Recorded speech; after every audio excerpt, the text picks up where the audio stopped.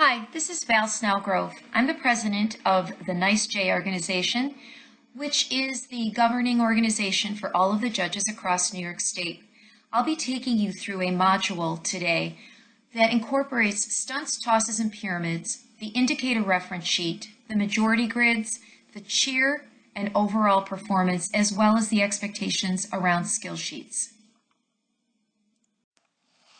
In this module, we will be taking a look at the new information for this year, the basket toss information, the rubrics, the use of front bases, the scoring difficulty for stunts, tosses, and pyramids, the use of averaging of scores to obtain the difficulty score, the scoring of the cheer portion of the routine and the overall portion of the routine.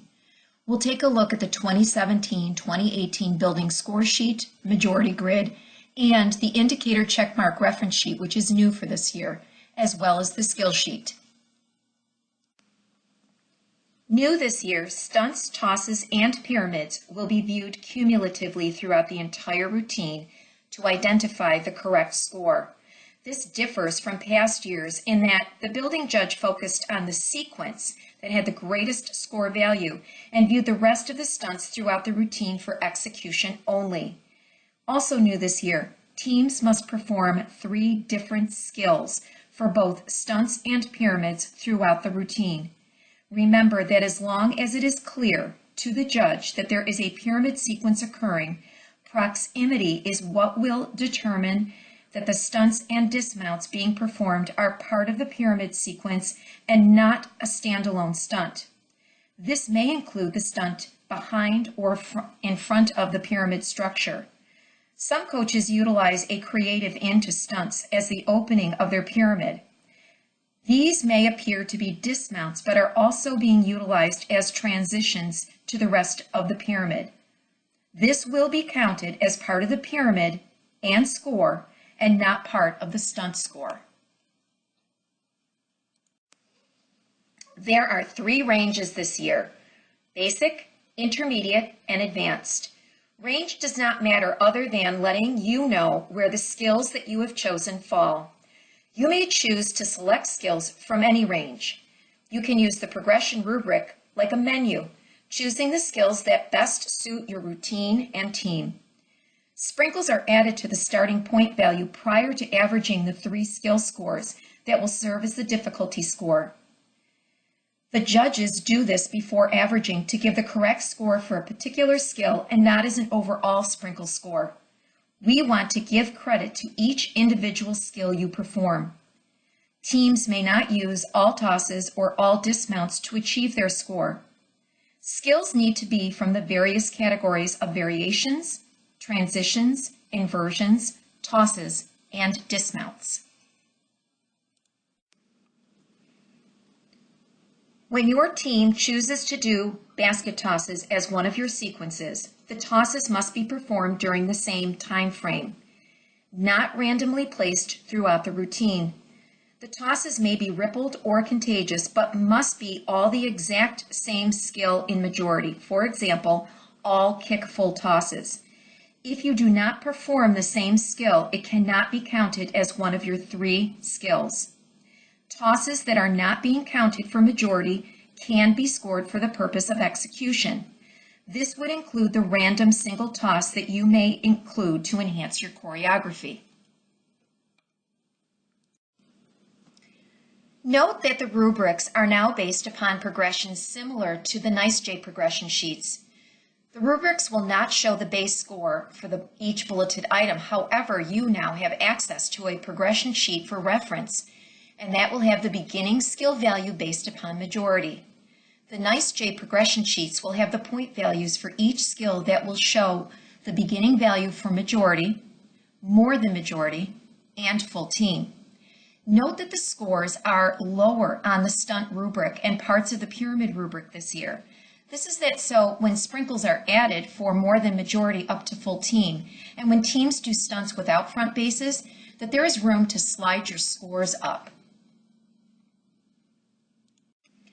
There has been a good deal of discussion about the number of bases and assessing the correct score. Teams with less bases will garner additional decimal points based on some stunts without front bases. This could be just one stunt without a front base, and your team would get an additional 0.2 on that skill. If most of the stunt groups that are going up are without a front base, then you're going to get an additional 0.4. And if all of the stunt groups that are going up do not have a front base, you'll get an additional 6. More risk means more reward. Teams meeting majority but using front bases would enter at the beginning point value assigned to that stunt with no additional sprinkle points. Remember that majority is the number of team members divided by 4.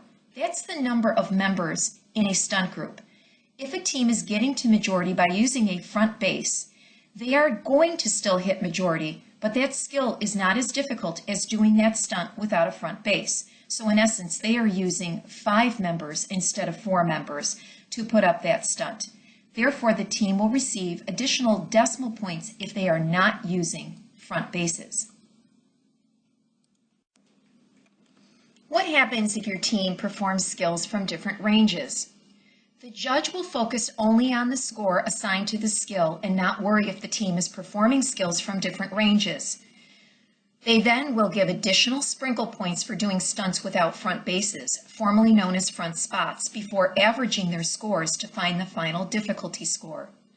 Coaches will use the progression rubric as a menu, picking the skills that you want to utilize in your routine, with no penalty from choosing skills from different ranges. There has been a lot of discussion about number of members on a team. And therefore, this year, there will be a minimum requirement for all teams to have 2 stunt groups.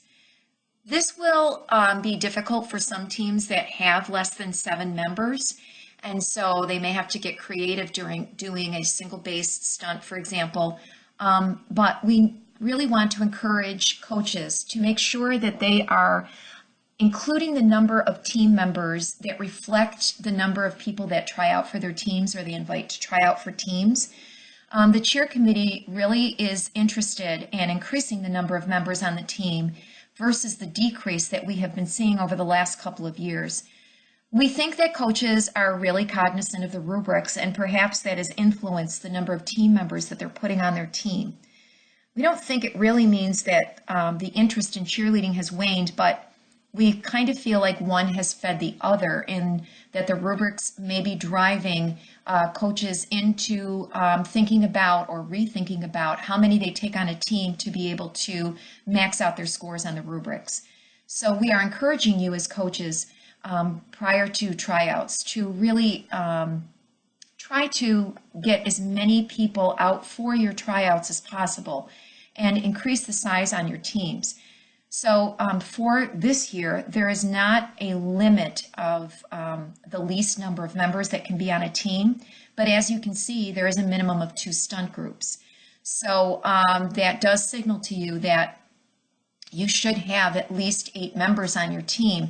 If you aren't able to get 8 members, you're not going to get a 0. So let's take you through what's going to happen if there are less than 2 stunt groups. So there's going to be a minimum requirement for all teams to have 2 stunt groups. If a team does not have 2 stunt groups, the judge will evaluate the 3 required skills that that team does using the progression sheet as normal. We will find the corresponding entry stunt value.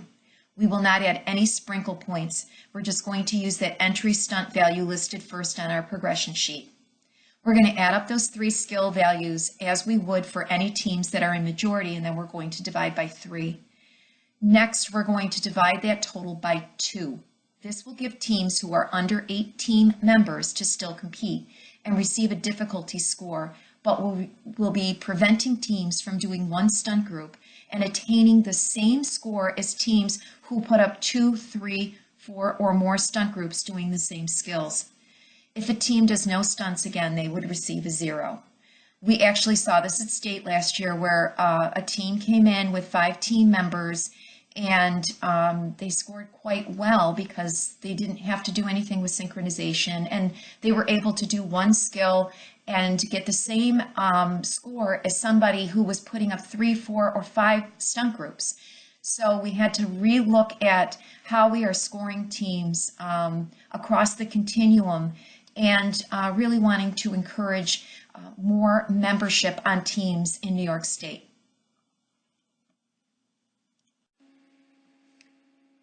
When is majority and full team the same? If a team's majority is the same as full team, the team will get the score for full team and not majority. For example, if a team has 8 members and puts up 2 stunt groups, that is the number of groups they need to hit majority. That team cannot put up additional stunt groups because of the size of their team. Therefore, they will get the score listed for full team instead of the majority, which is lower.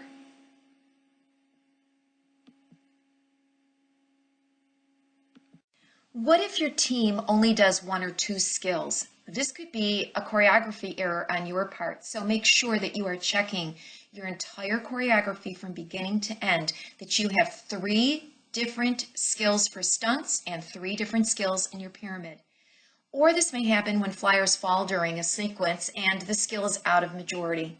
This will apply to both stunts, tosses, and pyramids. The judges will look at the skill or skills the team performs in majority. We will find the skill entry point value. We will not give additional sprinkle points for less bases. We will add the skill point values together and divide that total by 3. So here's an example. A team only completes 2 skills for a variety of reasons. A 9.1 and a 9.5 gives us an 18.6. We're going to divide that by 3. And your difficulty score will be a 6.2. You only did 2 skills of the 3 required skills. That is why we are still dividing by 3, and you're not getting a 0. So there's the silver lining. A 9.5 means that only 1 skill was witnessed by the judge, and so it's going to be divided by 3 because it's only one of the skills of the 3 that were required that are observed. And so the difficulty score is a 3.2 versus receiving a 0. The only time zeros are going to be given is if a team does not do any stunts or any pyramid. Stunt scoring. Judges will look at what the team is performing. They look to see if the skill is in majority, more than majority, or being performed with the full team. They look to see if the team is using front bases in any of their stunt groups. The judge records if the team is using front spots or bases on all of their stunts, some of their stunts, or not using front bases on any of their stunts. For some of their stunts, there would be an additional 0.2 added to that skill score. For most of the stunts, not using front bases would be an additional 0.4, and if all of the stunts are not using front bases, the team would receive an additional 0.6 for that skill. The judge adds up the 3 scores together and divides that total by 3. That will be the difficulty score you will see on your score sheet. The only difference for pyramid scoring is that the judges are going to look to see if the team has 75% of the team minimally involved in the skill. They will also look for 3 different skills being performed in the pyramid section. Looking again if there are going to be front bases or not, the judge will then take the 3 highest scores, add those 3 scores together, and divide by 3. That will give the difficulty score for pyramids. A new structure occurs after any transition. Transitions must end at the extended level, not at the prep level, for the structure to be counted. A transition can occur when the flyer's feet leave the hands of the bases, so switch-ups and tick-tocks are examples of this, or when the stunt moves up or down, as in bump downs and press-ups. These are just some of the examples of transitions. Non-release transitions, such as bump downs or press-ups, are when a top person is moved from one stunt to another while maintaining physical contact with original bases, new base or a post. And release transitions or release pyramids transitions are when a person, top person, changes from one stunt to another, including loading positions during a temporary loss of physical contact with his or her bases. These are defined in the National Federation of High School Spirit Rules book. If a dismount skill is being used within the pyramid, it can be counted as a transition rather than as a dismount for stunts. Because it's being used perhaps as a creative in, it is part of the pyramid sequence. Remember that body positions are no longer part of the pyramid rubric. Teams can certainly use them within their structures, but you're going to focus on the structure changes, the transitions, releases, and dismounts. Be sure to look at the pyramid portion of the majority grid, as this is going to be different than the stunt majority grid. You're looking at the number of members, 75% of the team minimally, involved in the pyramid versus the number of stunt groups. Dismounts must still be a majority to count as a skill. 75% of a team must be involved in the pyramid section. We should not see several people standing around. If the team throws in a single stunt group as one of their skills, the team will get credit for that skill as long as there is 75% of the team involved in the pyramid sequence at that point. If less than 75% of the team is involved, that skill will not count. Teams using 75% or 100% of the team and using multiple stunt groups will get more credit. Coaches can choose to use front spots to get to the 75% or 100% of the team involved. They may not gain extra points for less front bases, but gain sprinkles for more than one stunt group doing the skill. So for both single and double base stunts, only one is needed to gain score towards one of the three required skills, as long as there is 75% minimally of their team involved in that sequence. Even if a team is using one single-based stunt in their pyramid, they will get the appropriate score for that skill. It does not matter how many the team uses. This is a different paradigm than last year, where we required those stunts to be in majority. Don't forget to focus on the load into the stunt to be sure you are assigning the correct score based upon assisted, the flyer has help entering the stunt, or unassisted, the base and the flyer are the only persons involved in the load. If there is a hands-on front base or side base, the stunt is not considered a single-based stunt. Also look on the pyramid progression sheet to make sure that you're seeing where there are unbraced and braced single base stunts. The unbraced obviously will be harder for the team to complete. So what we mean is that if it is a single base and is assisted or unassisted and there are no bracers helping that stunt go up, then that's going to be in the advanced range. If the stunt is being braced and the flyer is being helped up into that position, either assisted or unassisted, into a single base, it's going to be in the intermediate part of the pyramid progression sheet. So please check that out as you are looking at your progression sheet. In pyramids, multiple or all refers to multiple being more than one, and all referring to, for example, all flyers inside and out. This is very confusing for coaches and judges alike. So be sure you understand the skill that you are observing and what the entry-level score is. If the team is not performing the skill as listed, you will not give credit for it even if it's listed on the skill sheet. Remember that the skill sheets do not go back to the coaches after the competition. We have updated the score sheets. Judge number 1 will be stunts and cheer. Judge number 2 will be pyramids and overall performance. Judge number 3 will be tumbling and dance. And judge number 4 will be jumps, transitions, formations, and motions. Judges will be responsible to the skills on their score sheet, the category they are scoring, and the indicators for that category. Each judge is responsible for one area of the routine that must be judged from the beginning to the end, which means that they will be engaged throughout the entire routine. There will be 4 different score sheets handed into the tabulator and then given back to the coaches. Judges will still sit next to their partner. The pyramid judge will still help the stunts judge time the cheer and check for front bases. The stunt judge will help the pyramid judge with structures, number of members involved, and front bases. The jump judge will help the tumbling judge count tumbling, and the tumbling judge will help with jumps. Judges will have each other's back, but are really responsible for their own category and their own score sheet. If there is an emergency and only 2 or 3 of the 4 panel judges show up, the panel will revert to the original score sheets that will remain on our website for that purpose. The majority grids should be very self-explanatory. They are really not much different than last year, but you're going to notice that on this particular sheet, you're going to have your multi-based stunts and your single-based stunts, and then your tumbling. So just be aware that that was for formatting purposes only, even though they're on different score sheets and being judged by different judges.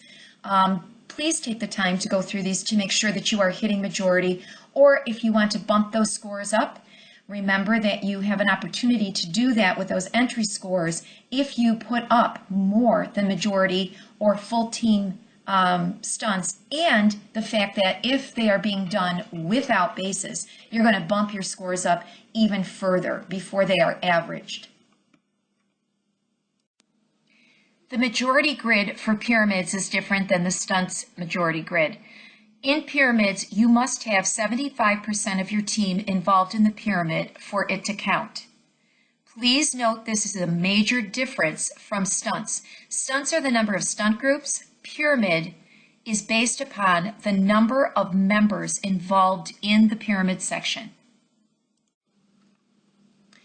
It is our expectation that all teams will use the skill sheets to fill out the information regarding their routine.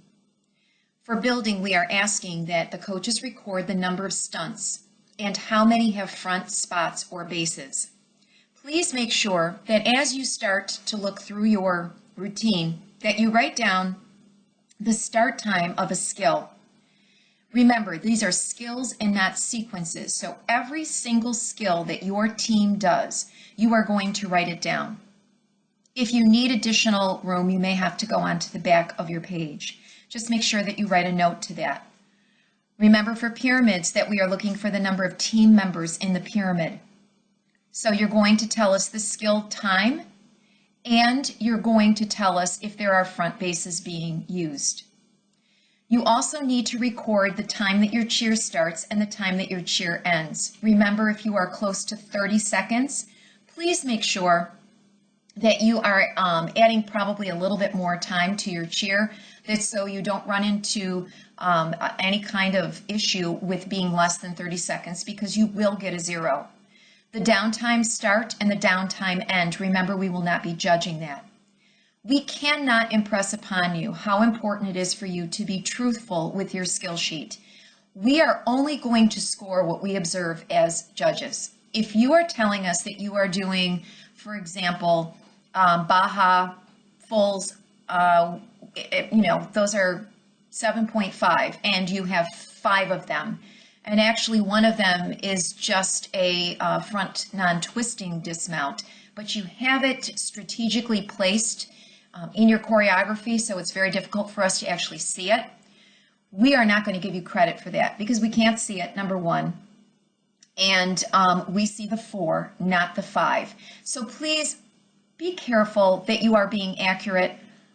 Once we continue to see a pattern emerging, that information does go back to the cheer committee rep, and you may be contacted about that. We had that happen a couple of times last year, that we are looking at the skill sheets and they're absolutely, obviously not what we're seeing on the floor. Now, there can be a couple of things that happen that we recognize as judges, and that is that something happens during warm-up. And so the routine that we're observing is not what's written down in the sheet.